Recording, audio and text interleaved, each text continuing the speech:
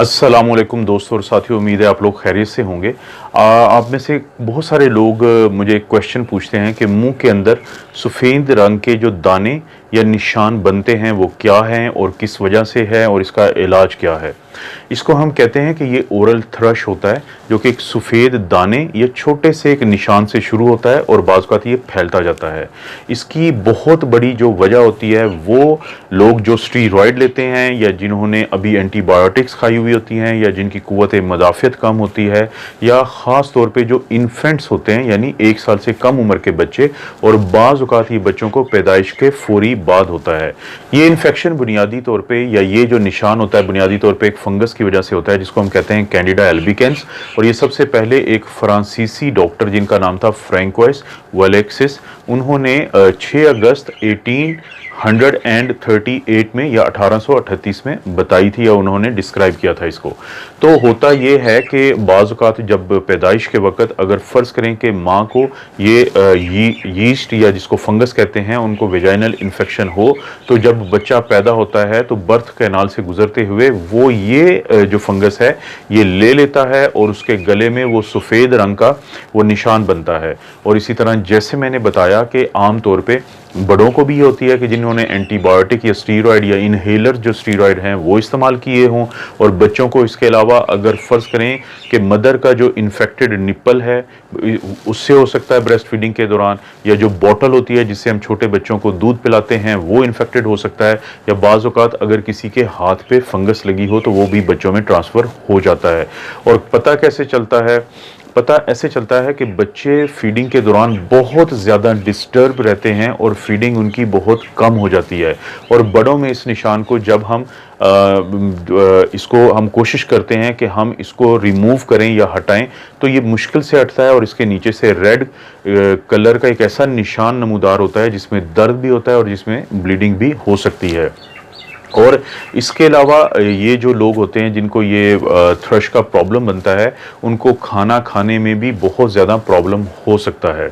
इसकी तशख़ीस के लिए आम तौर पे हम क्लिनिकली ही इसको देखते हैं और इसको देखने से ही पता चल सकता है, लेकिन बाज़ औक़ात हम इसका ग्राम स्टेनिंग का टेस्ट करवाते हैं, क्योंकि बुनियादी तौर पे ये जो फंगस होती है, ये फंगस क्या करती है कि ये हमारे मुँह या ज़ुबान के नीचे के हिस्से पे जो यहाँ पे हमारी आम एक मेम्ब्रेन होती है जिसको हम एपिथेलियम कहते हैं उसको तोड़ती है, और वहाँ पे जरासीम, बैक्टीरिया, केराटिन और जो बाकी टूटे फूटे चीज़ें होती हैं जिसको हम नेक्रोटिक मटेरियल कहते हैं उसके साथ मिलकर एक सूडो मेम्ब्रेन, यानी सूडो कहते हैं एक झूठी या गलत मेम्ब्रेन बना देती है, लेकिन वो उसका हिस्सा नहीं होती मुंह की कैविटी का। तो जब हम इसको हटाने की कोशिश करते हैं तो नीचे से असल इन्फेक्टेड एरिया निकलता है जो रेड होता है और जिसमें ब्लीडिंग भी हो सकती है और दर्द होता है।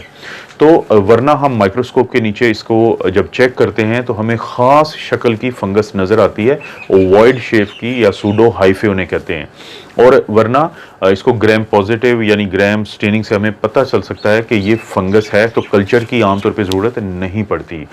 और इससे ये बहुत ज़्यादा ख़तरनाक चीज़ तो नहीं है, लेकिन इससे आम तौर पे बच्चों में फीडिंग का अमल बहुत ज़्यादा मुतासर होता है और वो डिस्टर्ब रहते हैं। इसका इलाज क्या है? ये जो ओरल थ्रश है इसका इलाज ये है कि एंटी फंगल दवाई दी जाए। सबसे मशहूर दवाइयों में जैसे हम एक यूज़ करते हैं जिसको हम कहते हैं नीलस्टेट ड्रॉप, या उसके अंदर नाइस्टेटिन एंटी फंगल मेडिसिन होती है। ये हम मुंह के अंदर लगाते हैं और कोशिश करते हैं कि जब मुंह के अंदर लगाएं तो इसको पूरे मुंह में हम कुल्ली करके इसको बाहर ना फेंकें, और बड़ों में ख़ास तौर पे कहते हैं कि वो अंदर ही ले जाएं ताकि गले की जो खुराकी नाली है उसमें बनी हुई फंगल इन्फेक्शन या थ्रश भी ठीक हो जाए। और माओं को चाहिए कि जब वो बच्चों को ये दवाई लगाएं तो मुंह के दोनों तरफ भी जो गाल हैं या चीक्स हैं उनके अंदर भी ये ड्रॉप्स को लगा दिया जाए। और ये बहुत इफ़ेक्टिव दवाई है, बहुत अच्छी दवाई है ओरल थ्रश के लिए। और आम तौर पे किसी भी एंटी फंगल दवाई को जो हम लगाते हैं उसमें सबसे अच्छा टाइम होता है खानों के दरमियान, ताकि वो दवाई काफ़ी देर तक वहाँ पे लगी रहे, और दिन में आप 4 से 5 मरतबा ये दवाई लगा सकते हैं।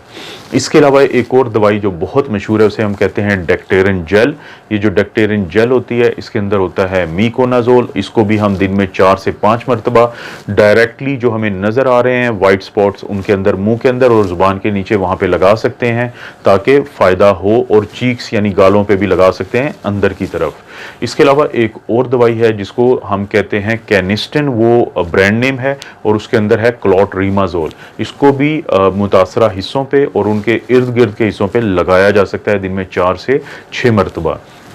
एक और दवाई जो कैप्सूल की शक्ल में आती है वो है फ्लूकोनाजोल, और पाकिस्तान में एक बड़ा मशहूर नाम है डाइफ्लूकैन। ये आमतौर पे 150 मिलीग्राम और 50 मिलीग्राम के कैप्सूल्स आते हैं। इसका तरीका ये है कि आप पहले दिन 200 मिलीग्राम दें और उसके बाद 100 मिलीग्राम के कैप्सूल आप रोज़ाना एक दफ़ा दें, कम अज़ कम 2 हफ्ते के लिए, ताकि मुकम्मल तौर पर इस ओरल थ्रश से ठीक इंसान हो सके।